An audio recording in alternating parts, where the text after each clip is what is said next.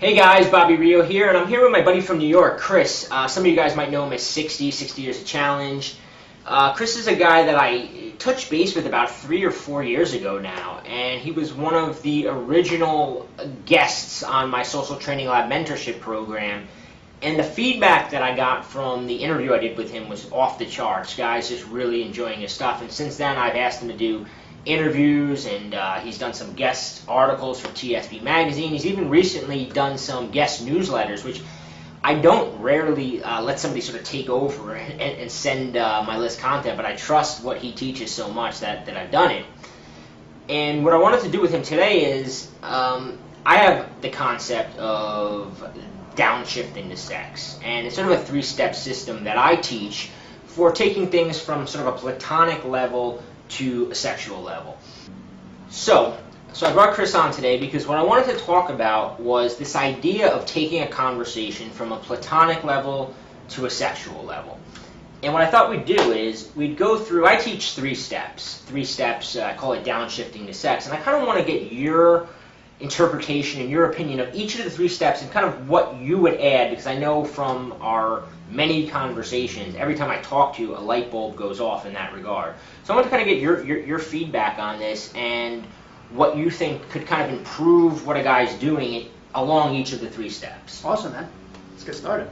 Cool. So like I said, I teach something called downshifting to sex, and what I'm basically, I like to look at it like you're driving a car, right? And if you're stuck in first gear all night, I consider that being stuck in like friend zone, sort of platonic thing. Right. The conversation the vibe is all. Everything is just like first gear. Right. But what I find is a lot of guys happen is they go from first gear, they're in that, and then then the end of the night comes, maybe the date's ending or maybe the bar's closing, and they're like, wow, I got to get to like 3rd gear. A lot of pressure. And they jump gears, and when you jump gears, you burn out. It's like if you're driving a car and you try to go from first to it's just too much too soon. And you're surprising her too. Yeah, you're taking her off guard. So what let's talk about today is a way to get from first gear to 3rd gear. And I know and I had people contact me like, Bobby, this your gear analogy is actually wrong because first gear is the slow. I understand that. It's just a way to look at this of getting from first gear, which is platonic. Hey, did you watch the American Idol last? Oh, I like that. You like that? That kind of talk. That you almost need. I think people think it's bad, but you kind of need to start out that way. You're not going to be weird, just hop on the date and get crazy right off the bat. It's kind of like the social customs we all go through. Yeah. But then we don't want to get stuck there, like you said. Kind of take it to that next level. Why do you think guys do get stuck there? Well, like when you meet people, work, social circle, school, introduced, and it is the date, the getting to know you part, it almost has to happen. Yeah. You don't have to get sexual right off the bat. The thing is, it becomes comfortable and you're interacting in that way, and then you get kind of scared to change it up. Like, I don't know, maybe she'll think you're a pervert or you're creepy, because you were doing good because you're getting the positive feedback from being a social guy, a friendly guy, you're getting along, and then it's like, oh no, I have to change things. We don't like change, we want to be comfortable where we are, but if you want to take it to that next level, you have to kind of take that risk and make that change. Yeah. And so I teach a couple different ways to do that, and I call it sort of making the R-rated switch, because we can call this initial conversation, I call it like friend zone or PG conversation. And at some point, and the sooner the better in my opinion, you've got to take it out of there. And that doesn't mean you jump into like talking about how you bang some chick or how asking her what she likes in bed, because that's like jumping into X-rated conversation. And that's like, you may get away with it later on in the night, but if you go into that too soon, it's going to be right. You don't even know if you're working together yet. It's like wait until it's on and kind of you're on that same team, and then take it to that next level. You're really going out of turn, I think. No, I 100% agree. So what I like to do is make some sort of comment. Some sort of, it could be something that goes in the sexual realm of making an observation about somebody that another couple that you're there. I was out recently with my girlfriend, and there was an old guy with a really young Asian woman. And it just kind of, I was like, did that guy bring her back from Thailand? Was that like a little arranged thing? Like, It was just a little joke, but it's like something that, you wouldn't say to an 8-year-old. It's something that's a little vaguely, you're bringing up like sort of a riskier topic. And I think that's sort of what you got to start with, taking some sort of risk. And it could be in that alluding to something sexual. Right. Or it could be something, just making a bold sort of observation about her. Right. What are you thinking early on? Like, how do you take it initially out of the friendly, platonic level? I think it's good what you did there because it was sexual, but it was funny, and it wasn't specifically about her. Like you said, it was an observation about what's going on. So, instead of trying to be cocky, sometimes try to be cocky, you're not being cocky. You're kind of, again, that same team thing where you're kind of observing something, it's funny, we're laughing, but it has that sexual kind of undertones. And like you said, now we're not talking PG conversation. We're upping it a little bit to that R-rated realm. Not too much, but she starts thinking, and now you've kind of opened up the floodgates a little bit of what's acceptable in conversation without being creepy, without being kind of perverted. So I think it's good. Now I know, and and my readers know that I often quote you when it comes to sexual tension because you've kind of opened up a few aspects in my mind of how the whole dynamic works between men and women in this point of the interaction. Before there's an obvious attraction, when you're still in this early phase, not necessarily in like the boring talking about where she grew up phase of like the immediate like kind of conversation, but when you're a little past that, where does the sexual tension dynamic fit in, and how do you kind of control what's going on there? Yeah, well, I mean, tension is a huge part. Even when you're on a date, you're going to, like we said, be talking about the get to know you stuff, and that you have to go through. But you want there to be tension there. Now, when two people first meet, there's definitely tension, and I think the first thing that guys think is it makes them feel uncomfortable, so they'll do anything to kind of make the girl feel comfortable. It's almost like you feel bad for the girl, like, oh, there's tension and kind of feeling each other. She probably feels unsettled. Let me try to calm her down and learn about her. And I think that's what we do, and I don't think there's anything wrong with that. But, on the verbal level, like you gave a tip, verbally how we can keep some of that tension. Because once you mention even making an observation about something sexual, it's like, it's kind of implanted in her mind. Okay, he's even comfortable enough to talk about those topics around me. So then you get her thinking a little bit. But then also, non-verbally, there's certain things you can do to kind of keep that tension, even though you're getting to know her at the same time. Maybe we'll go into a few too, the basic stuff, maybe just looking at her a little bit longer than normal. Now, it's definitely not staring at her, but maybe holding that gaze just a little bit before you break it away. This stuff happens in a split second, kind of sending that communication, I find you sexy. This isn't just a social thing, because sometimes you can get carried away learning about somebody. Let's not forget why we're here. This is a date. I have a sexual interest in you. So you can send these little signals throughout the getting to know you process that just keep your main goal in mind, that this is a sexual thing, this is a date, I want to be with you, sort of stuff. Yeah, and even in regards to tension, it's like a lot of times, maybe not necessarily on a date, but even sometimes on a date, but very much so when you're being introduced to a girl from the first time, is something as simple as when you shake her hand, just holding it. Right, like just for that extra second. Just an extra second is most guys immediately. Oh, it's the tension. It's like if you're there too long, it's like, you gotta you're scared, so you're gonna pull it away. So, but just holding that is just adding the tension, like you're saying. One thing to think about is, if you're comfortable with sexual tension, women are going to think you're more experienced with women, that you're better in bed, because if you're uncomfortable with sexual tension and you're always breaking it, you're basically saying, I'm uncomfortable with sex. I'm uncomfortable with the idea of sex. I'm uncomfortable with the idea of having sex. Like, even just the thought that sex is in the air makes me retreat. It makes me pull back. It makes me get nervous, and that's not showing that you're comfortable with your own sexuality, how you're going to be good in bed, how you're going to treat her like a sexual woman. So all those things are communicated, and we obviously don't want that to happen. Yeah, the sub-communication, especially early on, she's paying really close attention to that. Oh, I mean, women are just really really good at it. And I've talked to women about this, and I've said, you guys are really tuned in to sub-communication. They said, oh yeah, that's huge. So, I mean, people talk about body language all the time. Yeah, that's cool. You want the, that alpha, quote-unquote, body language. But this is stuff that really picking up on those kind of sexual signals if you're good at flirting sexually. Definitely. So the next step that I usually recommend, and it could, we kind of touched on this, is the way you're looking at her, is creating a little bit of tension.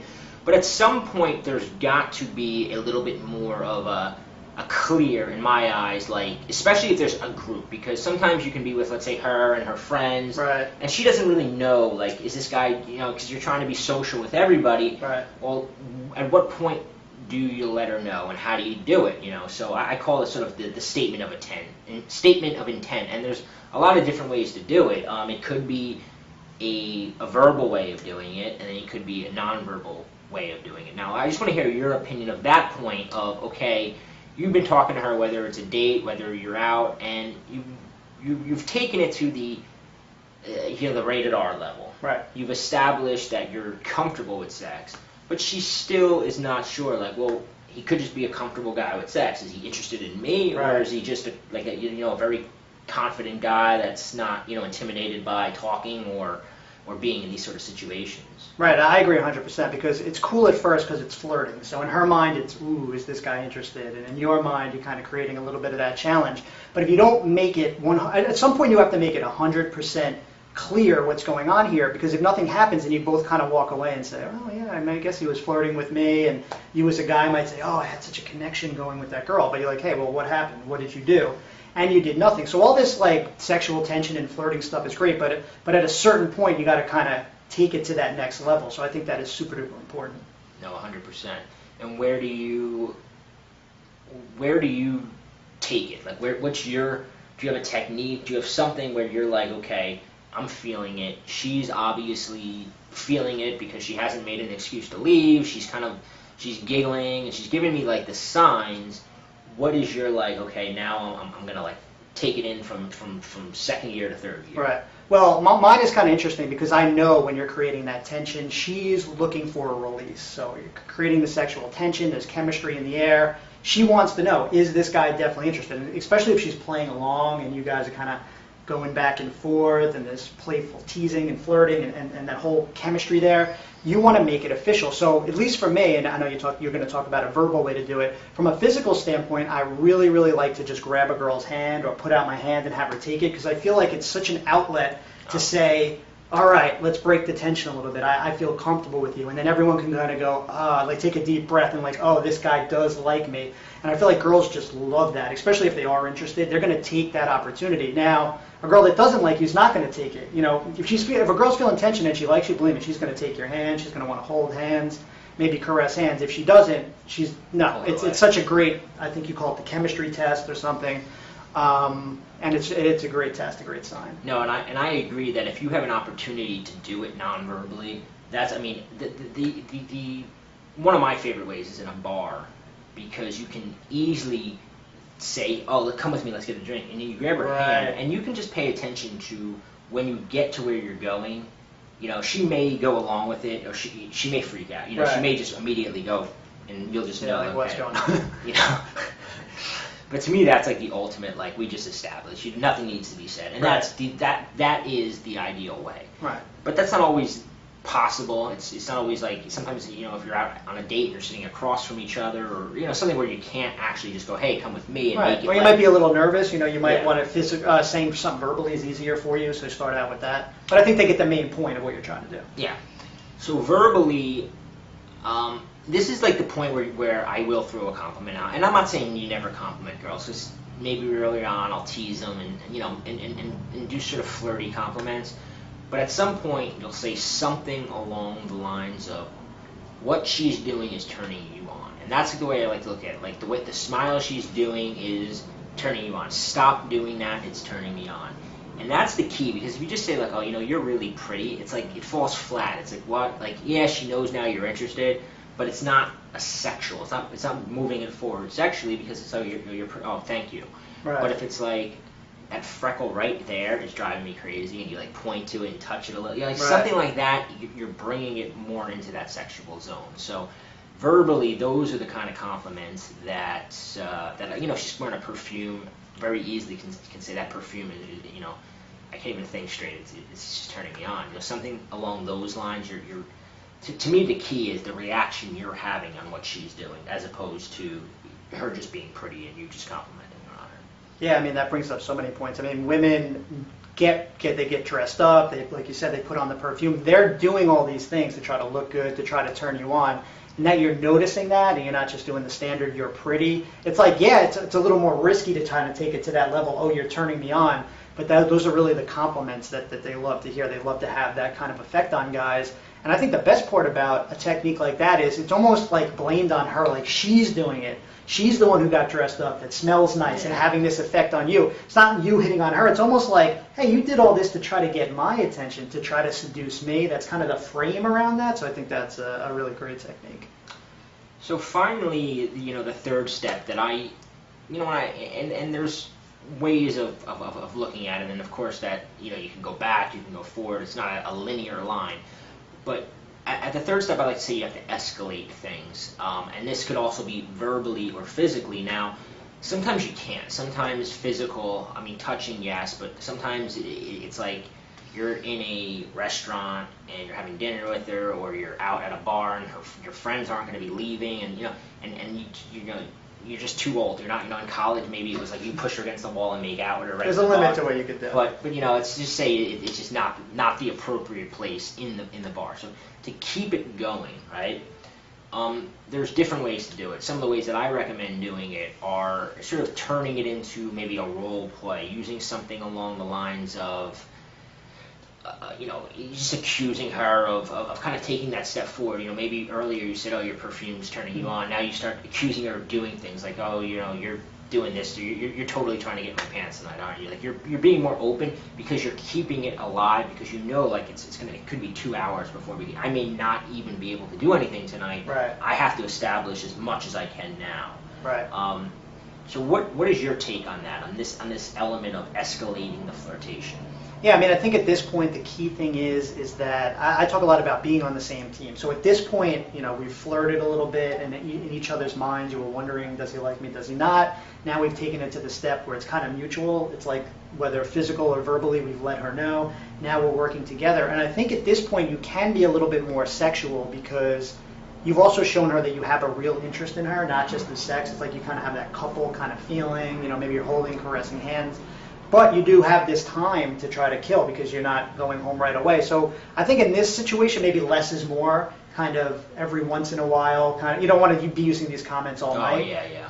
But, just a sexual comment here, or just a look, kind of mix it up. It doesn't have to be all verbal comments. It can just be kind of, I like to say this. Before you make attraction official, like you've grabbed her hand, you can only look at her for a certain amount of time. Like we said, just for like that split second to let her know, because she doesn't know you officially like her yet. So if you do it too long, like a stare, it's going to be a little bit creepy. Does this guy like me? So now the great part is we're getting along, we're on the same team. You could kind of move everything out a little bit. You can look a little longer. It's not going to be creepy if you're holding hands, kind of gazing into each other's eyes, because you're holding hands, you're working together, you're kind of a couple now tonight. So you can go longer, like without talking. Like at first it's like a silence is good, a pause creates a lot of sexual tension.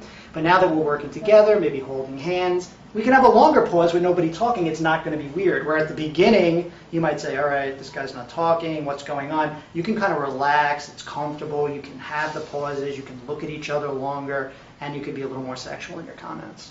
Yeah, that's true. It's just talking, like we said, talking is good in a way, because you've got to fill airspace, and if you don't kind of keep it in the occasional, not going overboard, like you said, right. Then it just kind of kills it. But if you throw the occasional stuff in, because a lot of times if you sit there and you start talking, you wind up getting too much rapport on a topic unrelated to the two of you. Like right. You may get into talking about finding out that she was in Europe last year, and you were there too, and now all of a sudden the conversation, connect on that, yeah. and now all of a sudden the whole night becomes sharing stories, and right. Now she's like remembering how good of a time she had with that Italian dude that she was banging, and now you're like not even really the focus anymore. Right. So that's why you kind of always want to throw out verbally stuff that brings it back to the dynamic between the two of you. Right. But more importantly is the stuff that you're saying is the slowing it down.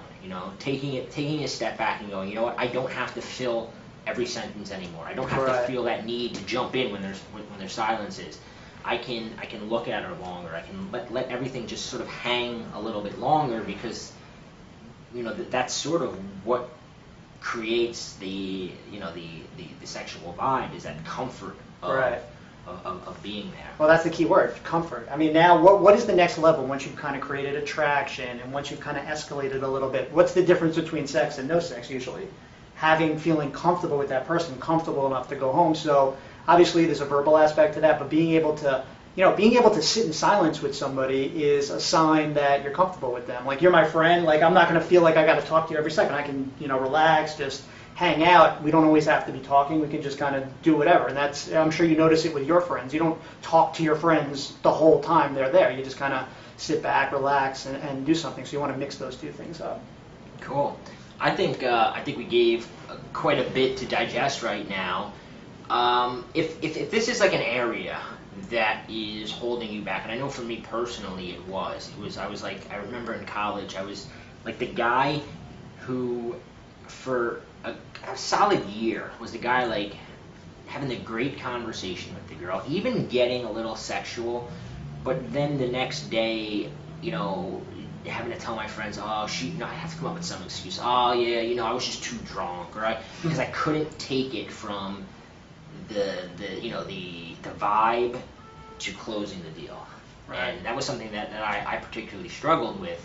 And if that's something that you struggle with, and like being social is great, being able to flirt is great, but if you're meeting girls out and you're not closing the deal, I'm not saying you have to take home every girl you talk to. I'm not trying to say that that's the secret to life is to be able to do that. What I'm saying is that ultimately you want to be able to do that, or else it doesn't really matter. Because if you meet a girl you really like and you don't close the deal, she's going to go home and go, oh, maybe that guy was gay, or maybe he was just too shy to make a move, or she's going to have some negative thought. We know that. Yeah, they really blame us for that. It's almost like our fault that it didn't go to a sexual level. So I think it's like if you're good at social flirting, which is definitely an important thing to get good at, then the beginning of your interactions are going to be good. Maybe in that getting to know you phase on a date, you're going to be a little more interesting. Maybe you're going to be a little funny. You're going to have all that going for you. So up front, you're going to be good. It's just adding that other layer, that kind of sexual flirtation now that you talk a lot about in your course, taking things to that next level. It's not one or the other, kind of adding it on top of what you're already good at. It's really going to help your interactions. So if this is something that and you'll know deep inside, if this is an area you struggle, and if it's something you're struggling with, there's a link below with an even longer video. And I highly recommend checking it out, because this is not something you want to put off, because I can tell you right now that no matter what age you are, whether you're 18 and you're living it up in college, or you're 40 years old, you want to get it figured out, because you don't want to go through college like a lot of guys do and go, wow, I could have been banging 19-year-old girls every night. Right. And you also don't want to be 40 going, well, maybe I'll figure it out when I'm 50, and it's just something that you want to take care of immediately. So if that's something that you're struggling with, check it out. Click the link below, and also let us know what you think about this video. Send us an email, give us some feedback, and hope you liked it. Take care, guys.